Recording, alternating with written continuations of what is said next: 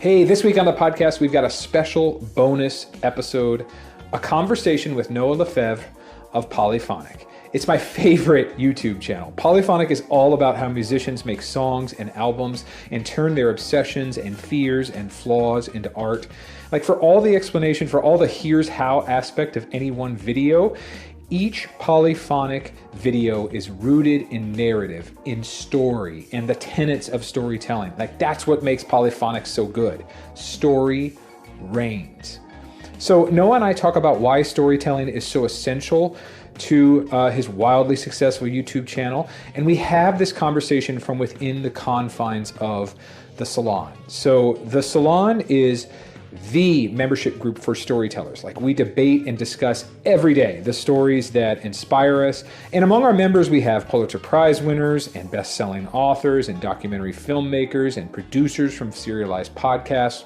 We host a lot of live events every month, and one of them is a conversation with an exceptionally good storyteller. So a couple months ago, that storyteller happened to be Noah, and he was talking about the rise of Polyphonic. And so today's episode is an extract of that longer and dynamic conversation with Noah. You know, our members just love the full cut of that conversation. You know, they asked questions, they got feedback from Noah about storytelling and entrepreneurism. It was just, it was really, really good and inspiring interview. So if you, listening right now, are looking for a community of like-minded storytellers, if you're stuck in your creative endeavors and looking to be inspired, if you're wondering how you might expand into an even better storyteller, we can help you. Join the Salon. It's a membership forum free of the optimized algorithms and the hate and envy of social media. It's a home for storytellers. That's why we created it. Head to paulkicks.com/subscribe and fill out a username and password to become a member. I'll be in touch with you from there. That's paulkicks.com/subscribe. You can also find the Salon by going to paulkicks.com and just clicking on the Salon tab. If you want to wait and see if the Salon is right for you, I'd say just listen to this episode. It's not quite half of what we ended up talking about, but it's a really good indication of the craft discussions we have, the problem solving we try to do in the Salon, and just a huge thanks to Noah and Polyphonic. I mean, it was such a great conversation with him. So you can find him and Polyphonic by searching for Polyphonic within YouTube. That is Polyphonic, Polyphonic. And I tell you what, you will not be disappointed for subscribing to his channel. And so here's the Salon's interview with its creator, Noah Lefevre.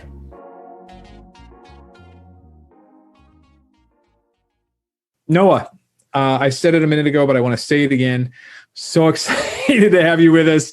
I've been a huge fan of your stuff for basically as long as I guess it's been around. I was one of the first. I don't want to say one of the first, but I think I was probably within like the first 10,000 or so subscribers, and I just loved what it is that you're doing with Polyphonic and thought you'd be a great addition just to have a conversation here in the Salon. So could you tell us, why did you start Polyphonic?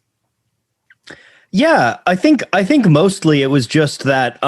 So around the time I started Polyphonic, I was watching a lot of other video essay content, creators like Captain Christian, the Nerd Writer, Lessons from the Screenplay, Every Frame of Painting, kind of the video essay pantheon, if you will. But almost all of them were focused on film. And I like film. I'm a bit of a film buff, but evidently music is the medium that really kind of speaks to me. And I was like, watching these and I was like, man, I wish there was more of these on music. And then I kind of clued in and I was like, well, I guess I have the skill set to make these on music. So I guess the person to fill that void is going to be me. And I have some background in like graphic design, just kind of as a hobby. But then I was trained as a journalist. So, and I was working as a music journalist before. So I had a lot of those kind of skill sets.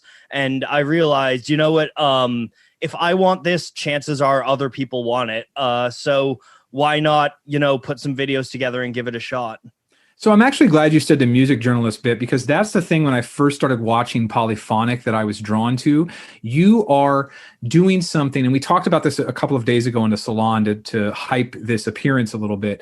You are doing something that to me is a little bit hard to pull off.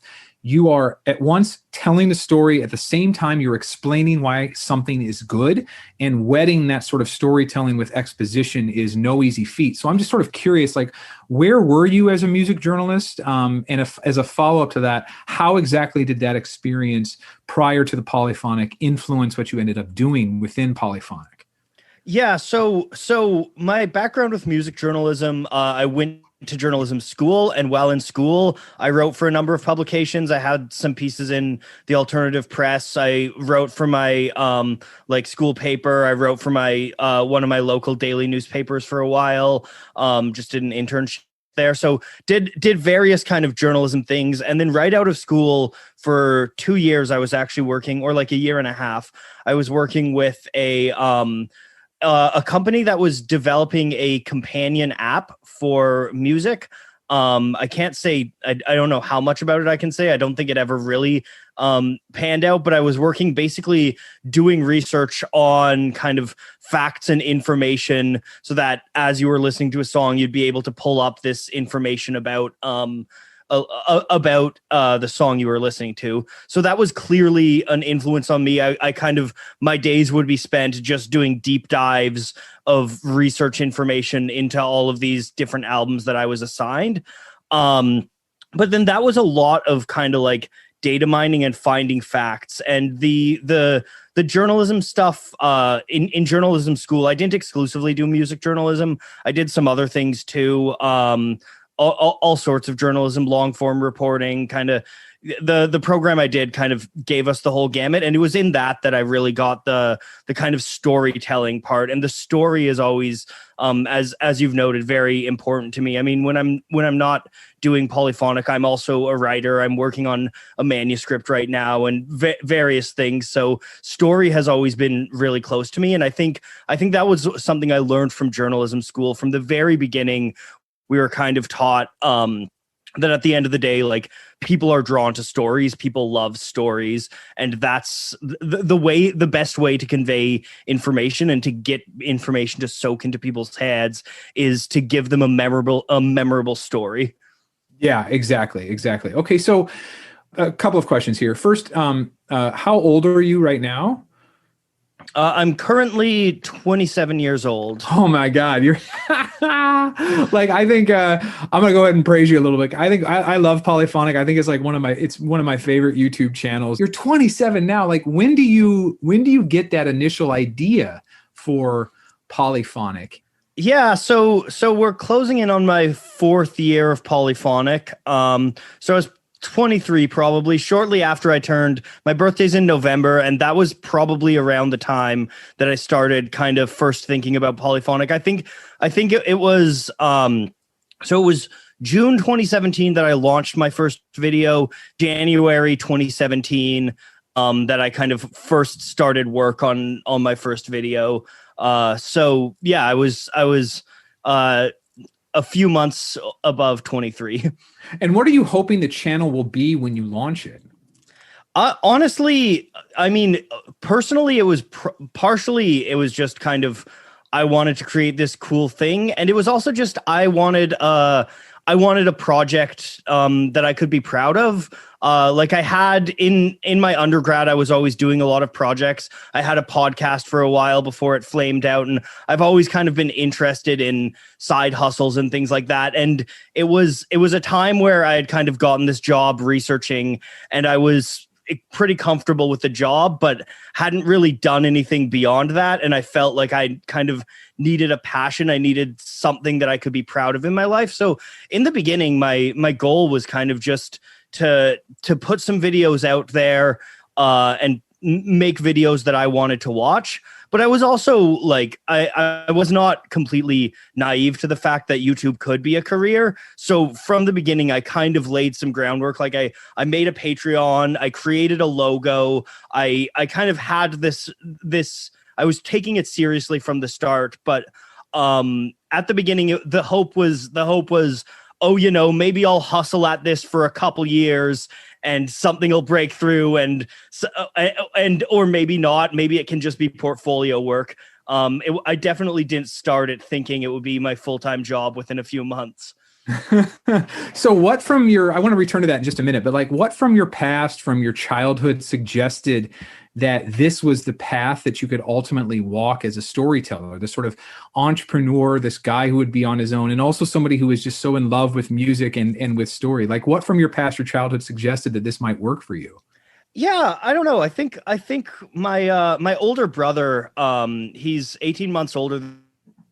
He's been very into entrepreneurship. He actually like runs his own startup right now that installs a charger infrastructure, and that's like he's had several businesses before. He was like a student painter, and even when we were kids, he was kind of like dreaming up that. So I think that that was clearly an influence on me when it comes to the kind of entrepreneurial side. And I've also just I've just always kind of I've always been a creative individual, and I view this as a creative outlet. I view this as an art of mine, and I've always been really interested in playing around. Even when I was in like when I was like 13 or whatever, my parents got a Mac which had iMovie, and I started editing around. I'm actually a big ice hockey fan, and so there's actually old videos that I posted on YouTube back in like 2008 that are just kind of hockey highlight videos where it's me taking songs that I loved and kind of putting together hockey highlights. So I've always liked messing around on computers, and I've always liked kind of just creating projects. And then I think I would credit a lot of the entrepreneurial spirit to my older brother. I'm curious, like, what's the first video that really pops for you, and what does that do? What's the first video that goes viral, and then what happens to you right after it goes viral? Yes. So I was incredibly lucky. It was my fourth video that went viral. That was my John Bonham video. Oh, I mentioned it yesterday in the salon. Yeah, go ahead. I'm sorry. Yeah. So my first few videos, like they were doing decently well. I think I had like 200 subscribers after my first few videos and stuff like that. And I was like, that for coming at it from nothing, I was pretty happy with that. And I was releasing this Bonham video, and I was like, I think that this video might get 1,000 views, and I was really excited about it. And flash to now, and it has 17 million or something like that. So that part of the reason that one popped off was Alan Cross, who's a music DJ in Canada. My old boss worked for him and kind of showed him this video, and he put it out on his blog. And I think that gave it a lot of traction. And then also a couple things picked it up, and the algorithm did its work. But when that happened, it was a pretty surreal experience. Because I don't know, you just see these numbers go up, and it's this thing where it's like, okay, well, now I have more subscribers than my hometown, you know, or I have more views than my hometown. And then I've got like, I mean, it eventually went to the point where now in terms of the views on that, I'm from Canada, and like half the population of Canada has watched that or something like that. So watching the numbers go up it's definitely a rush. It's a rush that you'll never hit again. The rush of your first thing going viral is something else. And personally, it also came at a time where I was starting to, I was actually starting to fall out with my previous employer, and they would lay me off shortly thereafter, actually. So it was very serendipitous, because it kind of made me realize, oh my God, like I might actually have something here. Okay, so this thing, walk us through this just a bit, because then I want to get to like what happens afterwards. What's the first day after? Is it already at 1 million? Like, do you remember that progression? I remember it hitting 1 million. I'm pulling it up now to see. I released it in July, so I think it hit 1 million by early fall. I distinctly remember kind of being at the cottage with my family, and we were all kind of like watching it crawl towards 1 million and hit the 1 million there. And that was a pretty exciting feeling. I mean, the numbers early on were just kind of astounding. And at first I was a little disappointed, because at I was like, well, they're not really converting to my other videos from that, but that changed pretty quickly. Like pretty quickly after that, it's the rising tide floats on. Right, my other videos, I mean, none of them went quite the same, but the numbers definitely kept going up, and it was at 1 million within a few months. I see. Okay, so you're releasing this video around the same time. You're saying just a minute ago it's a bit serendipitous that this is happening to you. At what point after the Bonham video release do you say, okay, screw it, I'm going to try to make it on my own, just releasing these videos? Yeah, so basically, one thing that I did that I kind of credit a lot of my success to, and I'll tell anyone who does something to do like this to do, is before I launched, I had a backlog. So I had 5 complete videos before I launched. So, and that helped me with the Bonham thing, because suddenly it wasn't like, oh my God, how do I follow this up? It was just the next video in the queue is there. And I kind of had that backlog for a while. So I was continuing to do those, and I had this schedule. And then in, I think it was September after I launched it. So September 2017 would be the timeline there. September or October, I got laid off, and I was kind of looking at my situation, and I was like, I applied for some other jobs and looked for some freelance work and stuff. But I was like, you know what? I've got some savings. I've got this channel starting to blow up. So I'm going to take a couple months and give this a shot and try to make it work, because that was right around the time that I was also having my first sponsorship offers start to come in. So I was like, I kind of told myself, if I'm going to try to do this, I need to treat this like a job. I need to take this seriously as a job. This isn't just like a hobby of mine. I need to wake up every morning, work 9 to 5, edit video, write scripts, like treat this exactly like I would any other job. And so I took a month and kind of said, I'm going to do a month doing this full time and see what happens. And by the end of that month, it was very clear that it was sustainable. Like I was getting offers. I mean, it was still less money than I was making at that point, but I was getting offers for sponsorships. The videos continued to do well. And I was like, okay, this is actually something that could be a job. And so from there, I stopped sending out applications. I stopped looking for gigs, and I kind of just made Polyphonic my full-time gig. I would say by the end of November, I was pretty content to call myself a YouTuber, like a full-time YouTuber. Okay, so I want to pause right there, and this may, because there are some of us in the salon that love various YouTube channels. There are some of us that even have aspirations to maybe launch one of our own, or see if we could have success that in some way mirrors what you've been able to accomplish over the past few years. You've mentioned sponsorships now, and I'm just curious, like, if we could geek out on that idea for just a beat. What exactly does that mean? And how exactly, like, what does it take for those sponsorship offers to begin to come in? Do you have to hit a certain number of likes, of downloads of the video before you start to see some serious interest from sponsors? Like, can you just walk us through some of this process? I think it's mostly just views that before sponsors came in. It was, yeah, but I don't know the exact number, but when they came, a couple of them started to come semi-regularly. It was definitely this thing where, and the thing, so kind of the inside baseball of this is the way that these sponsors work is usually it's not actually the sponsors going to the creators directly. Usually there's a third party who's negotiating in between. And nowadays I'm with an agency. Back then I wasn't. I just had a couple contacts that I worked with. But that was kind of what the situation was. These sponsorships would start coming in after, I think it was after my videos, kind of when my videos were consistently getting around 30,000 views or so. If I can put a number on it, it's hard to tell. I don't really quite remember exactly, but yeah, basically the way these sponsorships work is that they'll come in and they will offer you X amount of money for an ad read, and you'll do an ad read at the end of the video. You'll do a disclosure at the start. I mean, if you've watched YouTube, you've seen these, you've seen the Skillshare, you've seen the Curiosity Stream. It's all pretty standard.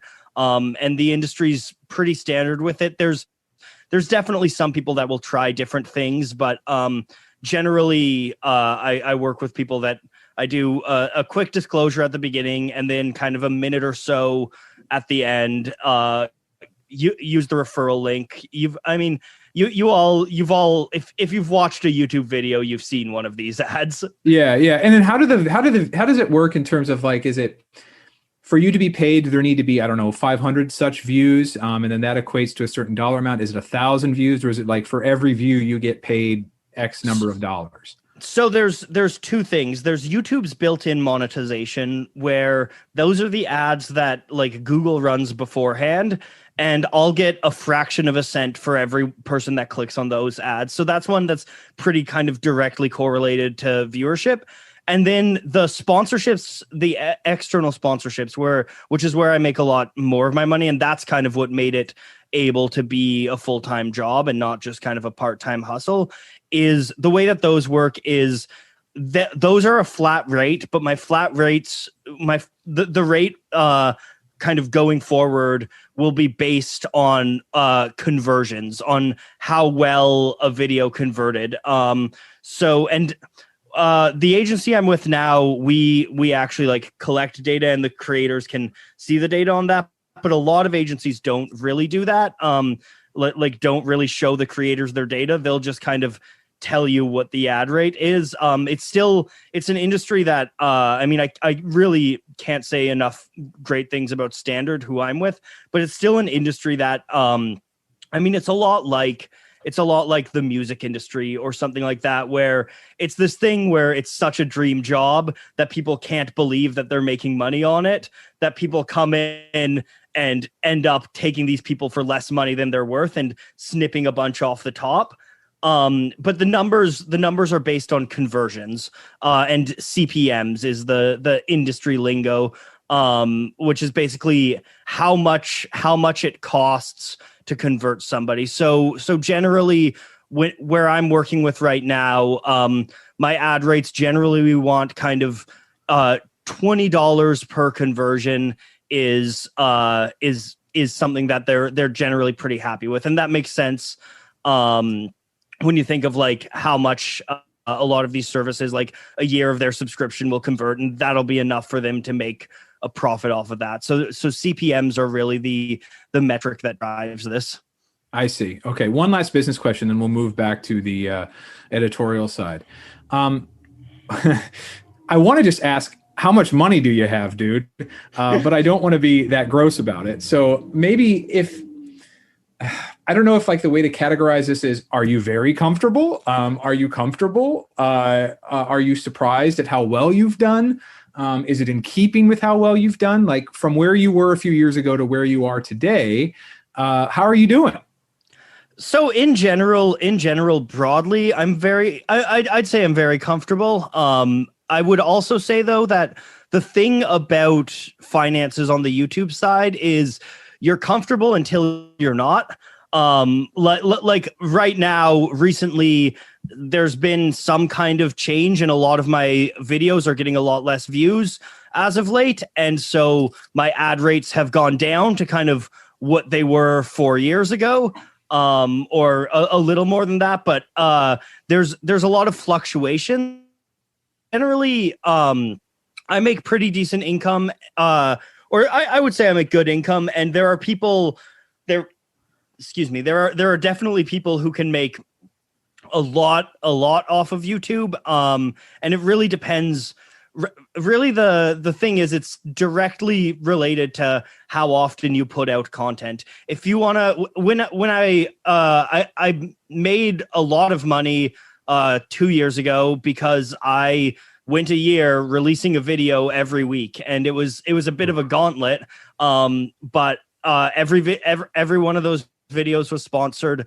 I put one out every week, and as you're putting out more content, you like people are seeing your stuff more, so it converts more. So it's really there's a kind of self-determination with it on the one hand, but then there's also a reliance on the algorithm, and the algorithm can shift, and suddenly you're not so secure. So I've always got I'm fine. I've always got savings and stuff like that, because I'm always aware that it's a fickle industry with very little job security. Mm-hmm. Yeah. You were just mentioning the year that you were spending putting out content. That may have been the year that I really started to just watch your stuff all the time. And I was wondering to myself then, because the videos, my favorite, and I mentioned this in the salon, my favorite all time might be that Tool Lateralis one where you're talking about the Fibonacci sequence. I'm a big Tool fan, and I did not know that song relied on that to that extent. It was just stunning. And it was equally stunning how you had the graphics to go alongside it. And so I guess my question here is just, if we were to break this down, and let's try to break this down, how long does it take to research any of your videos? So generally my process is kind of, it's hard to boil down to the exact numbers because it's a little bit sporadic. So often I'll think of an idea, I'll be listening to a song and think of an angle or something like that. And then I'll kind of just sit with that for a few weeks. I've got other things on the go. I'm working on a different video right now, whatever. I'll just kind of sit with that. I'll listen to the song a lot more, and I'll kind of just let my subconscious do some of the work, piecing these things together until I'm like, okay, now I've got an angle. Now I've got something where I can go in, and then I'll kind of dive in and do a bunch of research and write a script.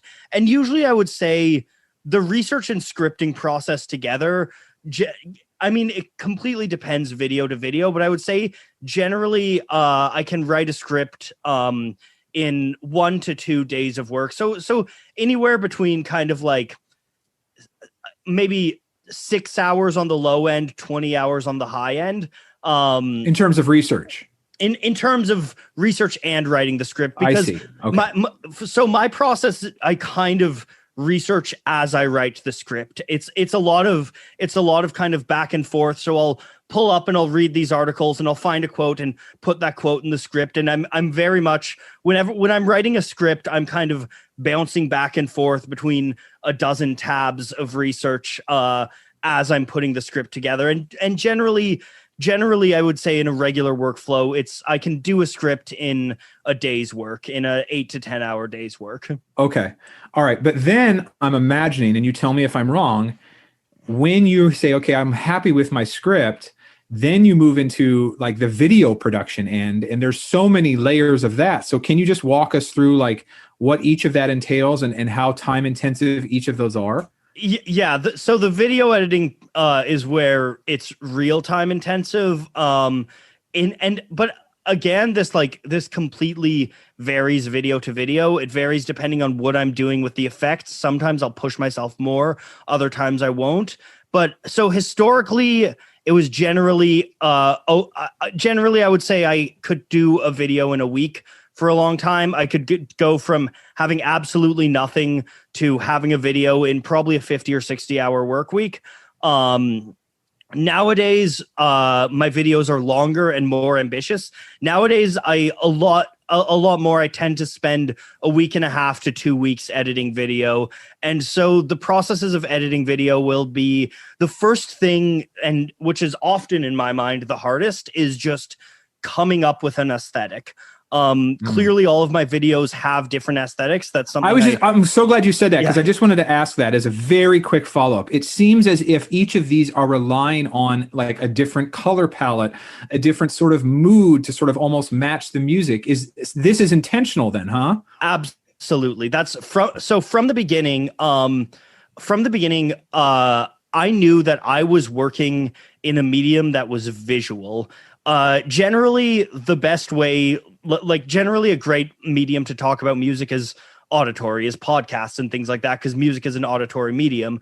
But I wanted to do video essays And I'm a believer that you need to justify your medium. So there's definitely people who will just kind of have themselves as talking heads on camera for long videos. And that's okay. I don't think there's anything wrong with that. But me personally, I was like, if this is going to be a video, the visual needs to add something to what I'm doing. So the way that I did that was to try to create these visuals that will kind of immerse you in this narrative.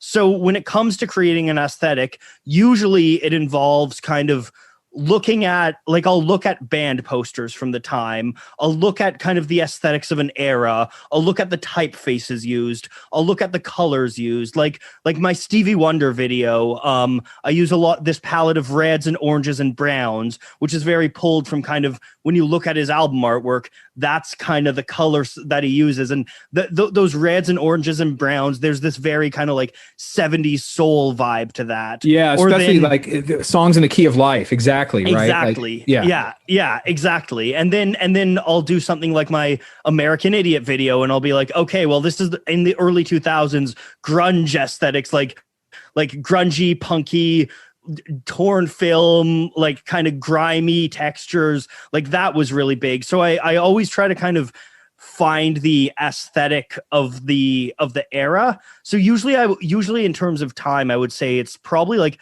the first minute or so of video usually takes the longest, kind of like per capita.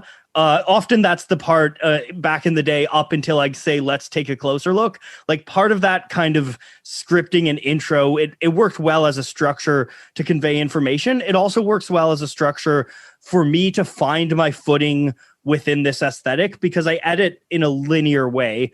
So I mess around a lot of the time. This means playing around with a bunch of different color schemes, messing around with different fonts. Typography is very, very important to what I do.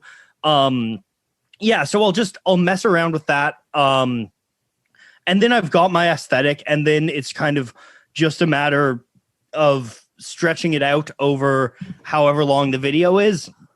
And that process, that it's very intensive. It's a lot of really intense work, but it's also my favorite part of the job, because once I get in it, it's video editing is it's very easy to get into a flow state when you're video editing. And when I'm in the zone, I can kind of barely tear myself away. And like I've gotten better for my own mental health at taking breaks and stuff like that. But I mean, especially the year where I pumped out more than a video a week, I was, I would regularly just kind of sit down and do these 12, 14-hour editing hauls where maybe I'd get up to eat and maybe I'd forget. You know, you kind of get into this like intense flow state.